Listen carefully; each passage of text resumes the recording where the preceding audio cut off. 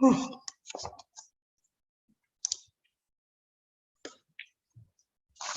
right, good afternoon and welcome to the Virtual Graphic Novel Club. My name is Erica. I'm Roland. And today we are coming to you live, of course, but if you're watching this later, we were live. And today we're covering Native American heroes of DC and Marvel, or Indigenous heroes of DC and Marvel.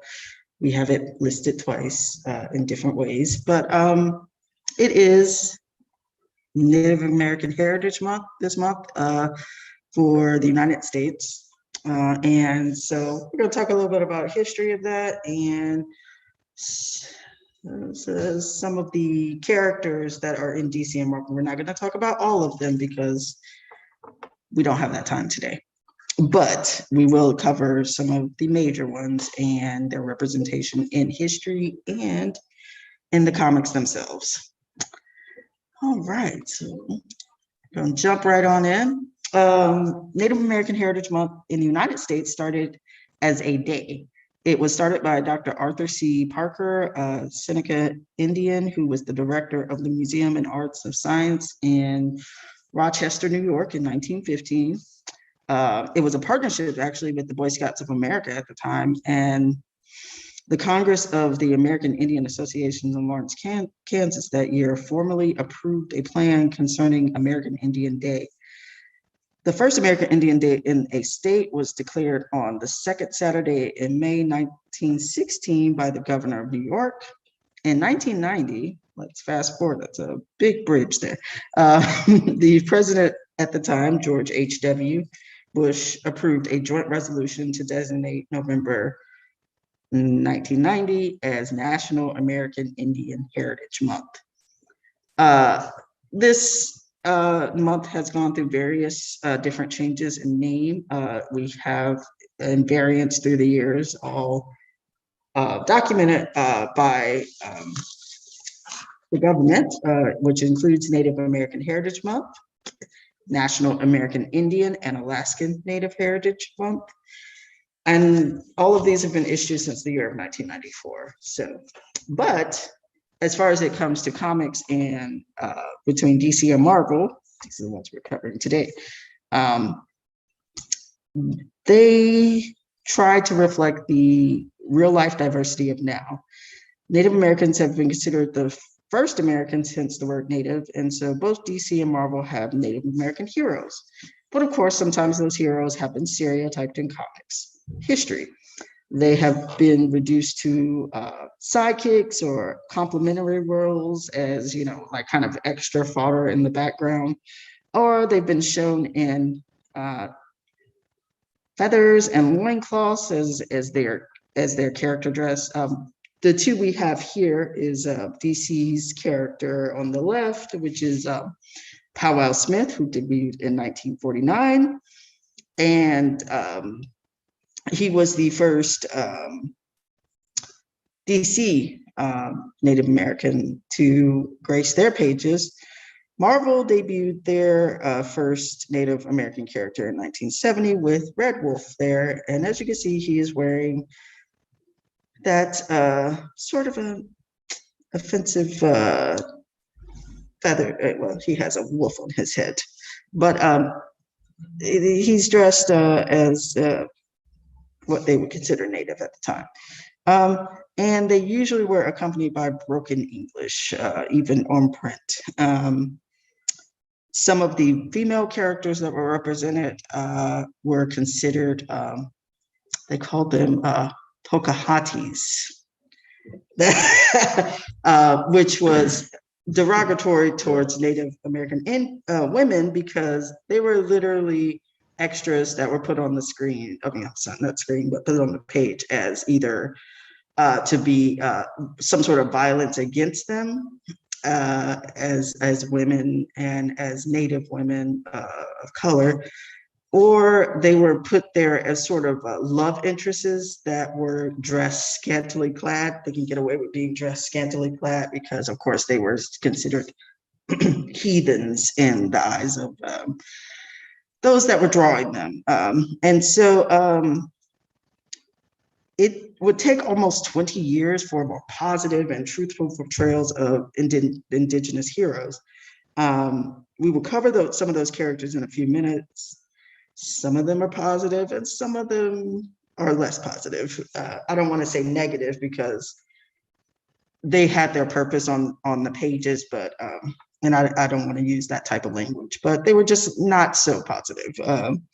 And I did want to mention that last year, Marvel released Indigenous Voices #1 in November of 2020. And this was Marvel's, it was a collection of Marvel heroes who identified as Indigenous. And they kind of sort of retooled some of their stories to reflect history and kind of right some of the wrongs that they did in the past. So I didn't get a chance to check that one out because I don't have Marvel Unlimited. And but I did get a chance to see the cover, and it had I think it was I think Red Wolf. We're going to cover two of the other guys too. The two that were in XMen, the brothers. Thunderbird and Warfare. Yeah, they were on the cover, and I believe from Alpha Flight. Not Alpha Flight, but the other. They did the movie Bear Saga. New Mutants. Yeah, she was on the cover. So yeah, so yeah, those are our two. Like that's Powell Smith back in 1949. That's what he looked like, and that's Red Wolf when he first graced the comic covers of his own comic in 1970. I did that last. So yeah, but he did evolve. We will talk about that. So we're going to go through DC first, and then we're going to cover Marvel. I'll let you take that away, Roland. I really like this person. Yes.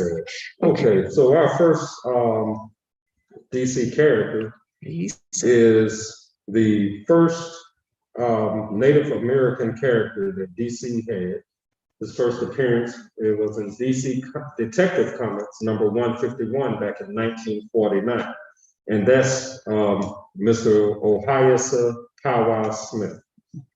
He was born in the Sioux Nation, and unlike most Westerns in his day, he was a U.S. Marshal capturing bad guys in the Wild West. Of course, he had to fight to garner respect from his white counterparts, but he was ahead of his time. He lived in Red Deer Valley and wanted to learn more about the white man's world. His tracking and expert gun skills won him employment as a deputy sheriff, and eventually the job of the sheriff of Elkhorn. Ohio's deputy was Hank Brown. Once sheriff, Powell spent most of his time in the town of Elkhorn, only rarely returning to Red Deer Valley. Ohio later married to his fellow Sioux tribe mate, Fleetfoot, and his peacekeeping exploits earned him honorary U.S. citizenship. Despite his sterling record in law enforcement, Ohio is still racially shunned by white society. Rather than react to this, Ohio let his deeds speak for him. His descendants show up post-crisis in Gotham to team up with Tim Drake, still following in his ancestors' footsteps to pursue the Trigger twins into Gotham Gulch. And that is Ohio Powell Smith. Yes, DC has, and honestly, Marvel also, they are going to do this thing where they're trying to right the wrongs of the past. Mm-hmm. So a lot of these characters that we'll talk about, some of their descendants show up in the modern comics too. Okay. All right, so next on our list, we have Dawnstar. Now, she is a Legionnaire and a bounty hunter. If you know anything about, if anybody watches Supergirl, Legionnaires, Brainiac 5, that futuristic. So she's from the future. But Dawnstar, she's from the planet Starhaven, which is colonialized by Amarians from Earth. Now, this was really confusing to me when I was researching it, but basically they took from the past. It's just like, Yeah, it's just like the whole Stargate. yeah, like Where they the took, Egyptians yeah, over and moved yeah. to another planet. Yeah. This is basically the That's same basically thing. what they did, but they Yeah. took people. They were experimenting on Right. people. Yeah. So they took Native Americans, the forerunners to what would be we would consider the modern Pueblo people. Pueblo. That's a city in New Mexico. It is, Pueblo. but I thought there was also a tribe too. I think it is the Pueblo. Yeah. Yeah. And so they took them to this planet of Starhaven, and they disappeared long ago from America. Basically, they were never really a part. Like, I think the ruins of Pueblo, Right. those big ruins there, supposedly explained by this. Like, they're literally, the people were kidnapped and taken to another planet. And so what happened was, when they colonized Starhaven, they were bioengineered with wings. So you see her wingspan there, 16 feet, by the way. And they were given the ability to survive in space without oxygen or protection from the rigors of space.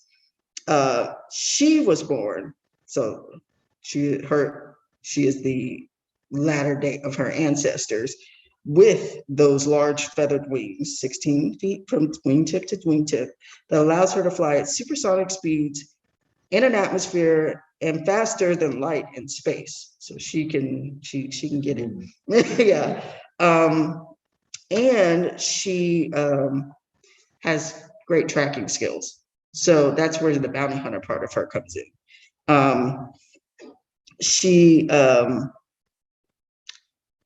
She's born with a mutant ability to track like any life form light years away from her own location. So that's her mutant gene, even though she's not a part of the X-Men.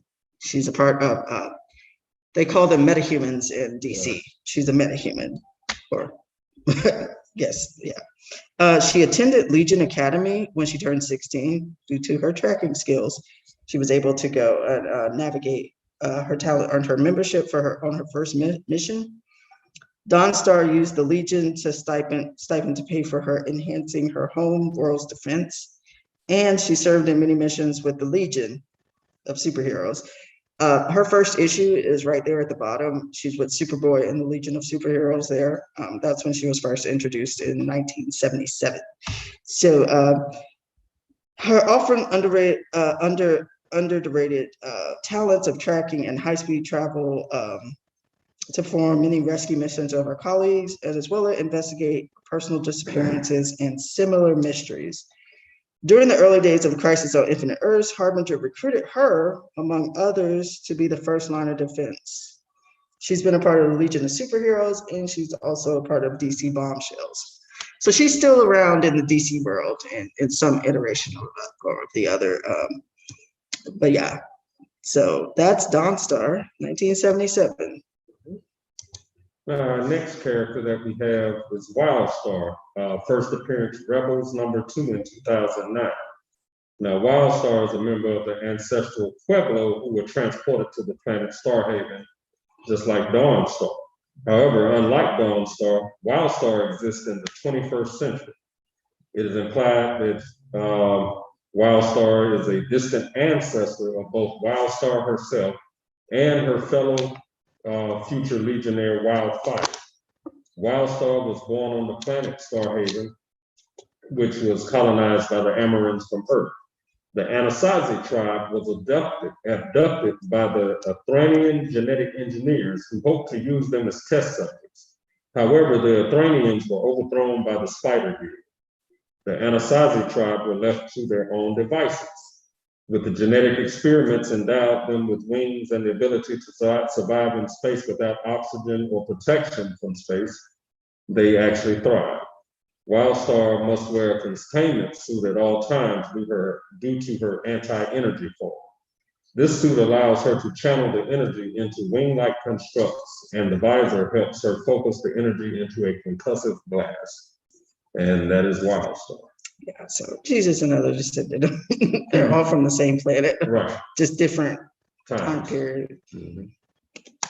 Okay, and next on our list, he's one of our earlier heroes, Man of Bats, whose real name is William Great Eagle.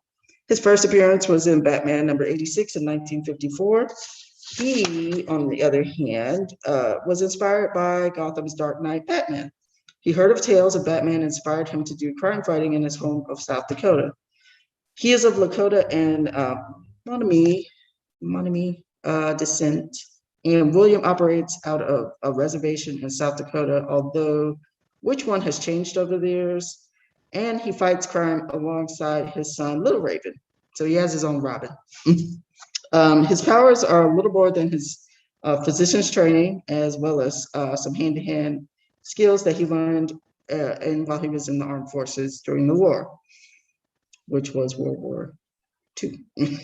Manabats himself is now retired from crime fighting and devotes his time to direct community activism, but he's a part of Batman's Club of Heroes during the 1950s. So he and Batman would team up a lot in the 1950s.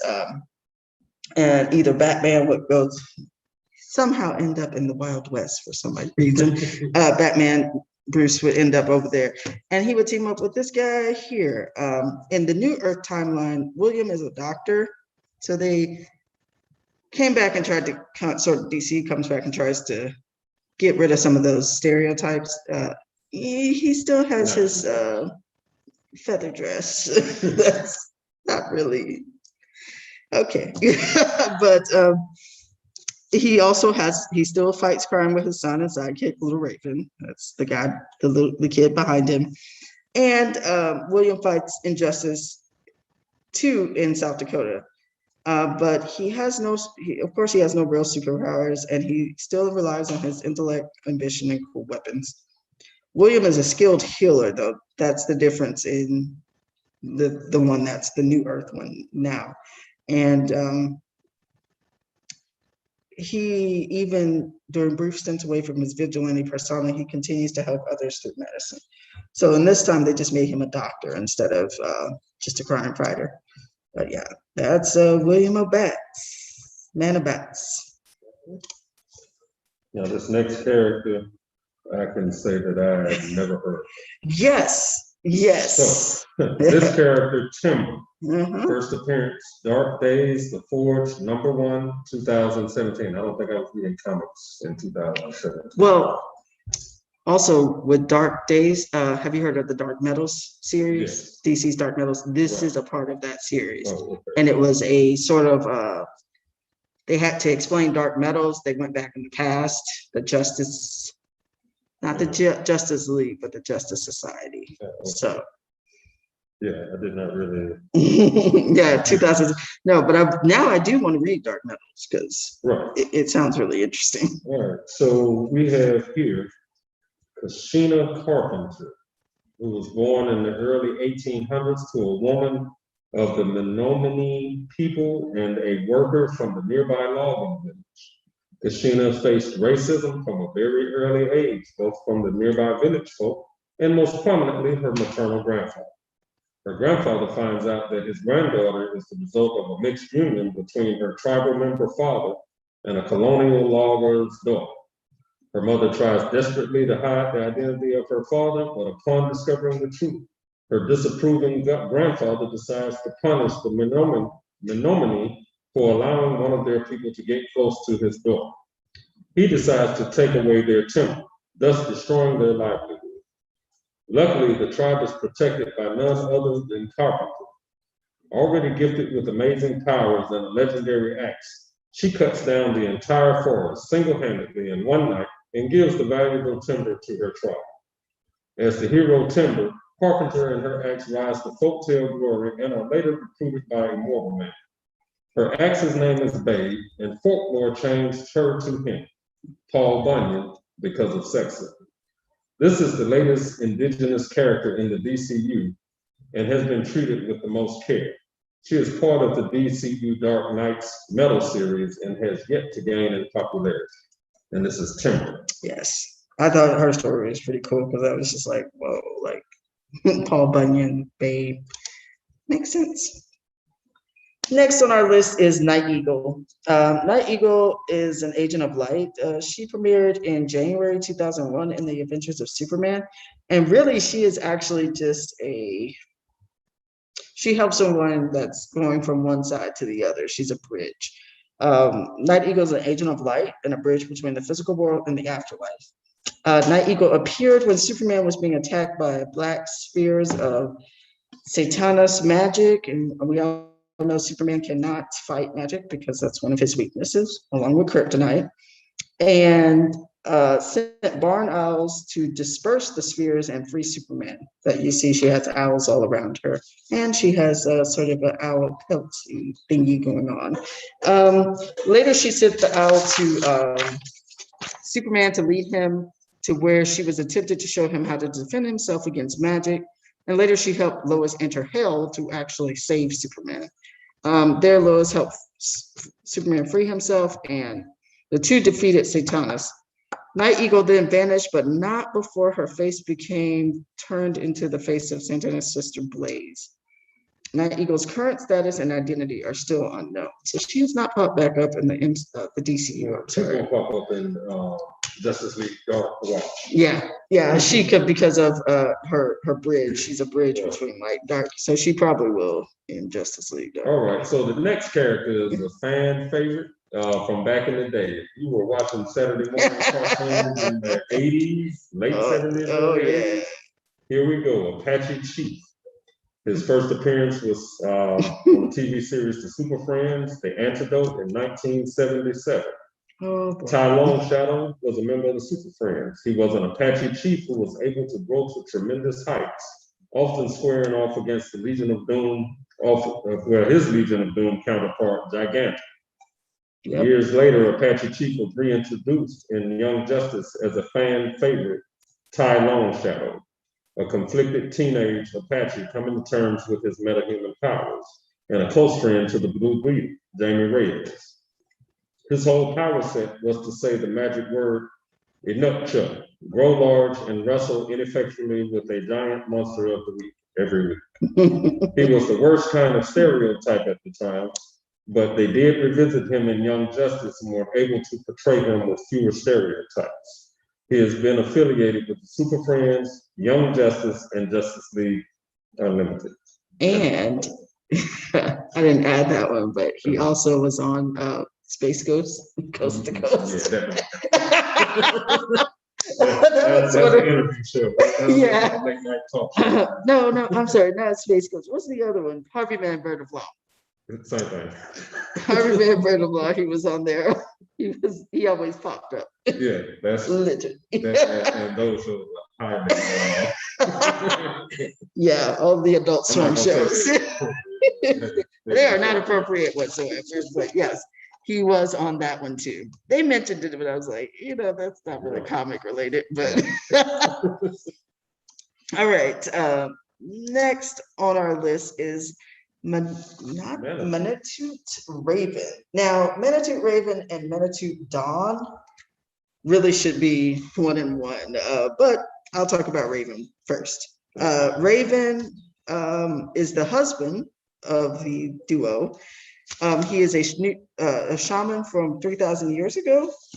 His first appearance was in JLA number 66 in 2002, The Destroyers Part 1. He was the first to detect the evil that seemingly benevolent sorceress Gamanea, and turn against her in favor of the time-lost JLA. So basically, the JLA got sent back in time.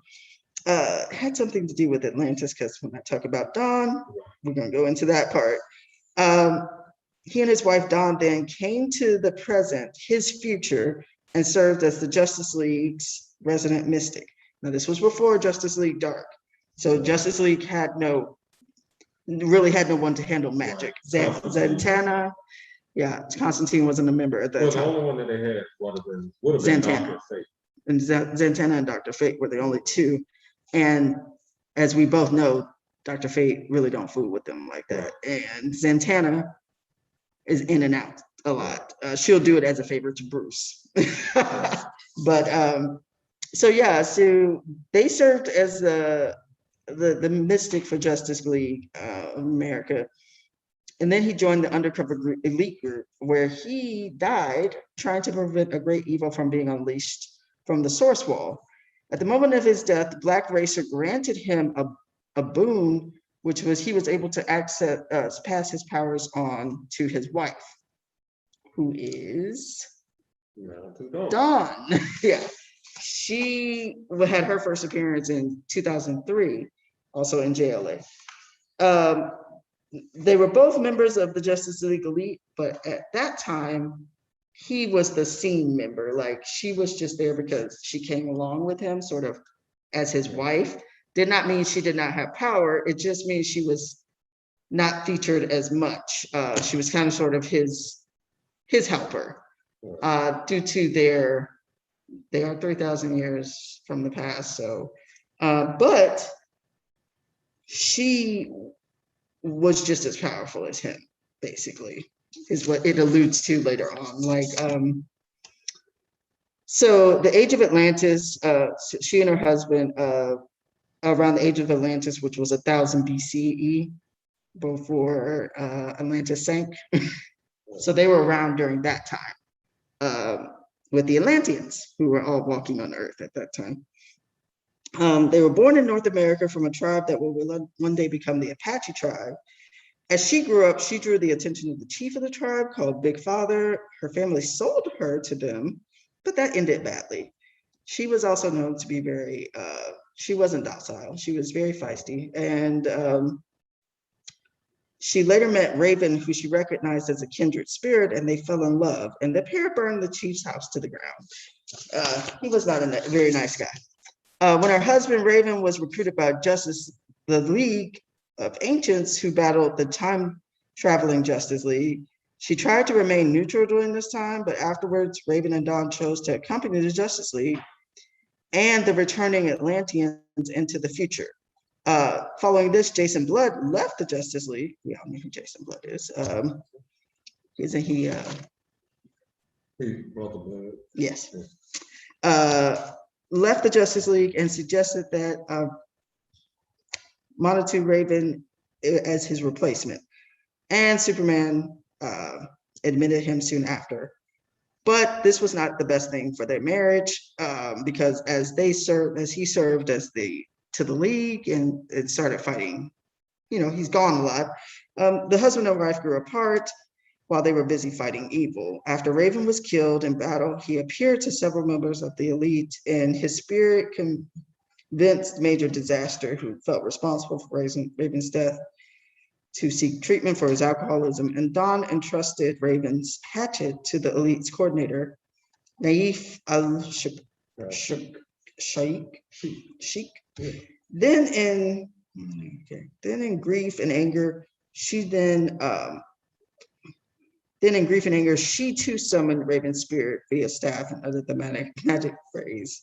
Okay, so yes. So everybody's magic phrase is enough choke. Well, that was how because remember, Apache was never a part of the comics. Right. So that was in 2000, that was their way of bringing it full circle. Okay. That a nutchuck that you always grew up and heard in the 70s and 80s came back into play. See, this is how I say everything was full circle. Yeah. Comes back into play in the 2000s. They used these two characters to bring that, because Apache Chief, right, they're from the Apache tribe, yeah, Okay. So, but she is still around. Dawn is still around. But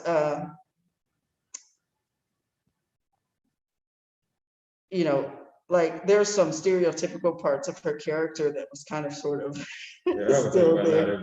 I didn't go down that road of how she was seen as for sort of like his sidekick in the beginning, like not like lesser, like one of the things was that when she first met Superman, because he's the most powerful of the group of the Justice League at the time, it was as though she offered herself to him. Oh. And I was like, oh my God. Yeah, I see what that is. Yeah.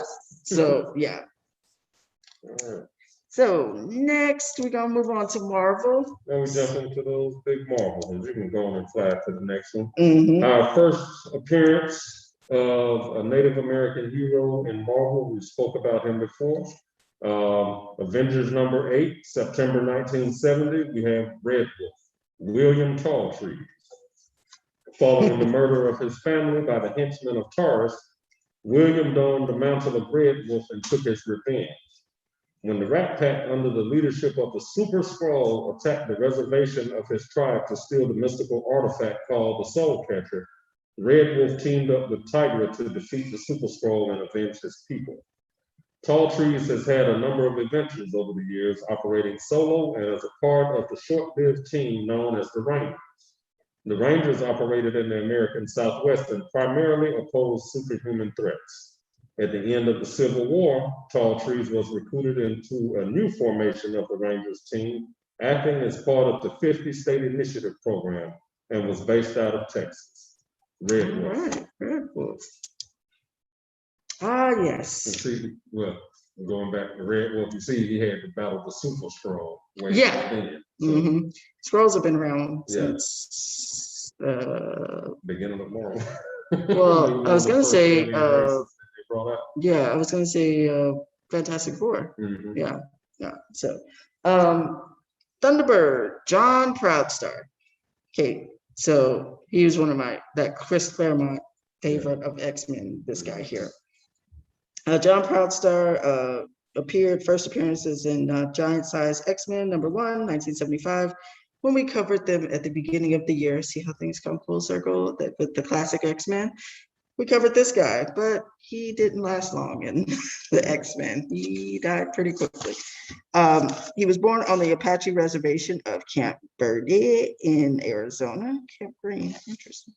And John wished to prove himself to be a warrior in the tradition of his ancestors and was dissatisfied with what he regarded as the complicated lives led by his fellow Apaches on their reservation. Although too young to join the armed forces, Proudstar lied about his age and entered the United States Marines. Proudstar's mutant superhuman strength first manifested itself when he was age of 20, and using only his bare hands, he wrestled and threw a charging bison to save an endangered little girl. This feat earned Proudstar the fame among his tribe people on the reservation, but the true nature of his abilities remained unknown until Professor Charles Xavier, founder of the X-Men, team of mutant heroes, discovered him. Though the use of his mutant detecting computer Cerebro, Professor X located Proudstar, who he then invited to join the X-Men. This is where it gets sad. The first mission of Proudstar was, and the 6 new recruits undertook the rescuing of the original X-Men from the living island of Cocoa, in the South Pacific. Wasn't that thing? That's the living island, the mutant island. Yeah, we covered in one of those things. Yeah. Wasn't what's his name there too? Magneto. Yep, there we go. Yeah, so in the South Pacific, on their way to their next mission, the new X-Men went to the Cheyenne Mountain of the Colorado Rockies, located in North America's Air Defense Command Center, which had been taken over by Count Licino Nefara as part of the international extortion scheme.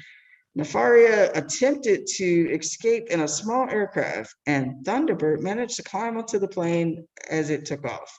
Defying Professor X's telepathic warning to get off the plane, Thunderbird asserted that he was going to go and prove that he was true Apache warrior. Using his superhuman strength, Thunderbird ripped open part of the plane and wreaked havoc on the internal systems. Furiously, Thunderbird plummeted the aircraft until finally it exploded, killing him instantly. Nefaria, however, survived by using a teleportation device. Dang. So he died in vain because dude still got away. Well, one of the things that you're reading his backstory is that Professor X asked him not to go after Nefaria. Yeah, and that's he did right. anyway. He did because he was trying to prove himself as an Apache warrior. Didn't have to. He was trying to prove himself as an Apache warrior. And that brings us to Warpath. Yes. All right. James Proudstar is actually the younger brother of John Proudstar. James Proudstar was also born on the Apache reservation in Camp Verde, Arizona. As a young boy, he idolized his older brother, John. And when John returned from a stint in the Marines, James was overjoyed to see him again. Unfortunately, their mother revealed to the family that she had cancer, prompting a visit to an amusement park, where James had his fortune told to him by none other than the mutant Destiny. Though James thought she was a fraud. Then James secretly accompanied John when he infiltrated Arroyo Labs, the clinic that was running tests on their reservation's people and treating them for cancer. James was discovered by Dr. Edwin Martinet, who revealed himself to be a mutated werewolf.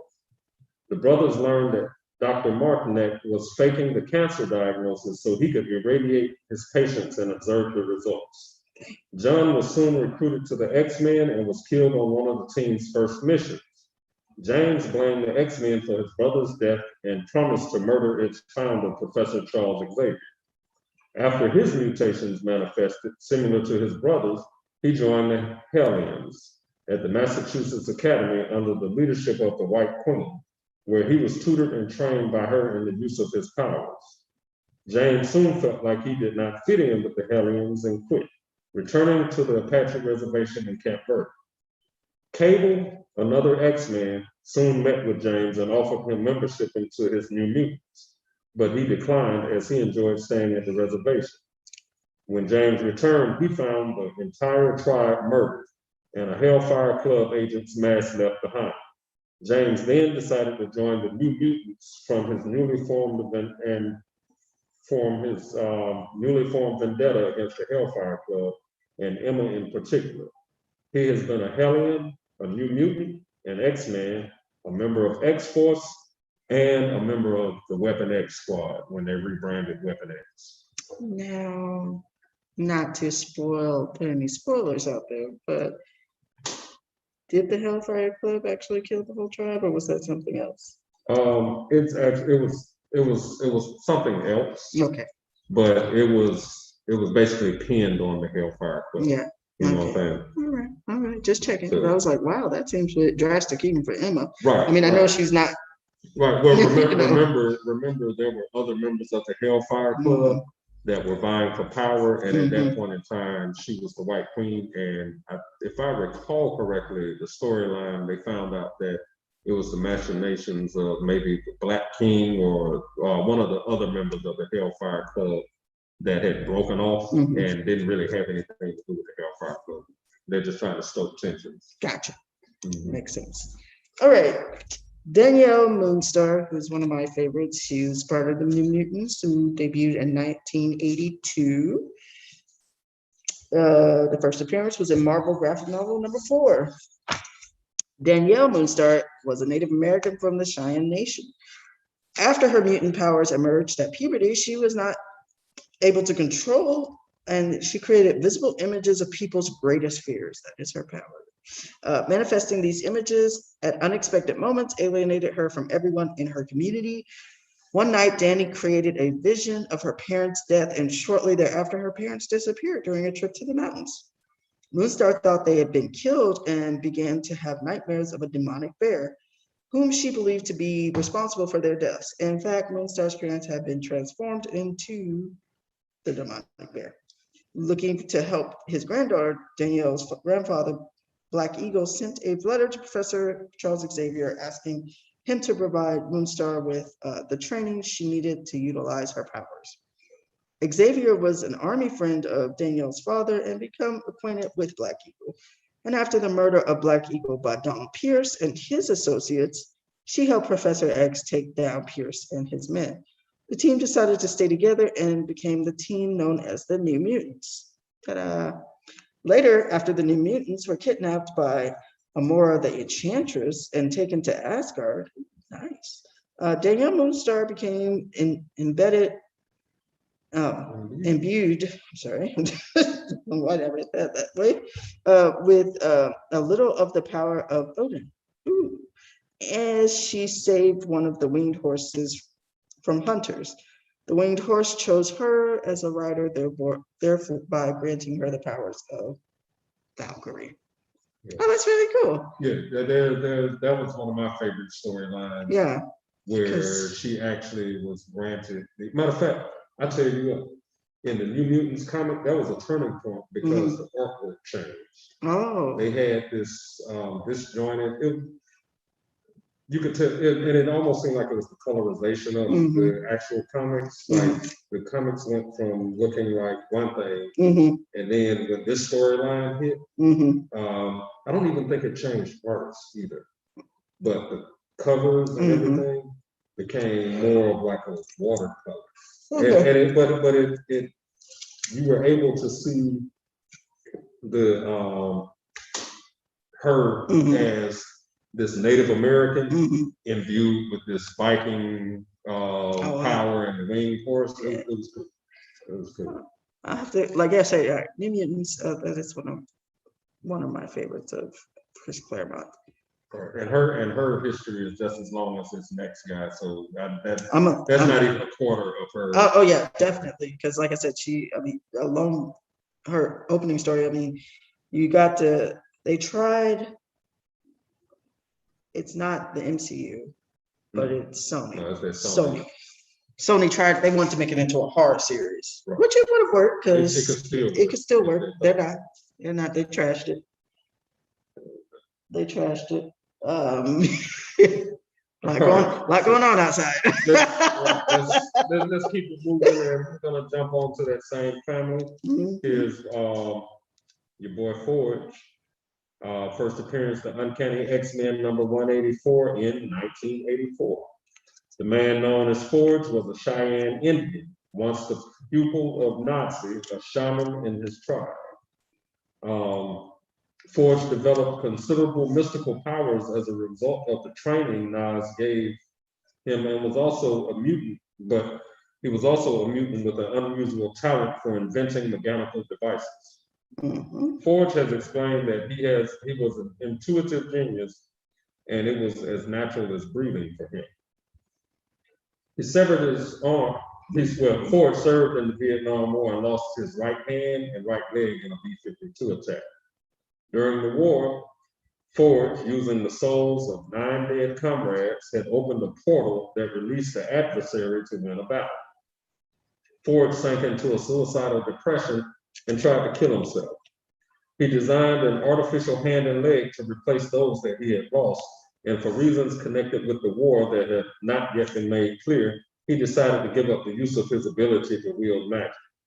For the most part, Forge did not use his mystical abilities for at least 10 years. He instead concentrated on his career as an inventor, and when Tony Stark ceased making advanced weaponry for the federal government, the Defense Department began commissioning new weaponry from Forge. The government commissioned Forge to devise a means of protecting and combating the shape-changing alien dire race. On presidential orders, Henry Gyrick, an agent of the National Security Council, took possession of the only existing model of Forge's neutralizer in order to use it against Rogue, a member of the mutant X-Men who was falsely suspected of killing an agent of the intelligence organization SHIELD. Forge was outraged, as the neutralizer was still untested, and he did not know if it would remove a target's superhuman powers temporarily, permanently, or possibly even kill him or her. Forge physically attempted to prevent Gyrick from using the device on Rogue, but Gyrick instead shot Rogue's fellow X-Man Storm with it, as she attempted to protect her colleague. With her superhuman powers apparently entirely removed, Storm fell into a river. At this point, Forge rescued her. Now, let's finish the story. After Forge rescued her, he takes her back to he doesn't have a citadel, it's more like how Tony Stark had a business complex. He had a business complex in Dallas, Texas. This is where he takes her to basically recuperate. She recuperates, she thanks him, they get very close. But along the line, she finds out that he's the one who actually invented the piece of weaponry that the government used against them.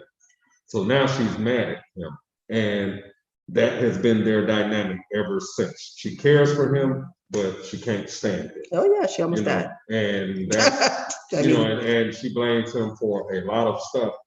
But Forge has been one of those X-Men that were not one of the original X-Men that have kind of kept the X-Men together, not just in Leadership. 616 or Yeah. 616 how we know it, but across the timeline. Yeah. And he's not even the time jumper. Nope, he is not. Isn't that Kitty? Huh? Isn't that Kitty? Well, she does, but not Forge. What's his name? The other one that came around that same time. In the 90s, 80s, late 80s. What is his name? I can see his face. Yep. Maybe. It does start with a B. Yeah, I can't think of it right now. He was in. I know he was in X-Men last days. Yeah. Okay. Anyway, Shaman is next with Mr. Michael Two Young Men.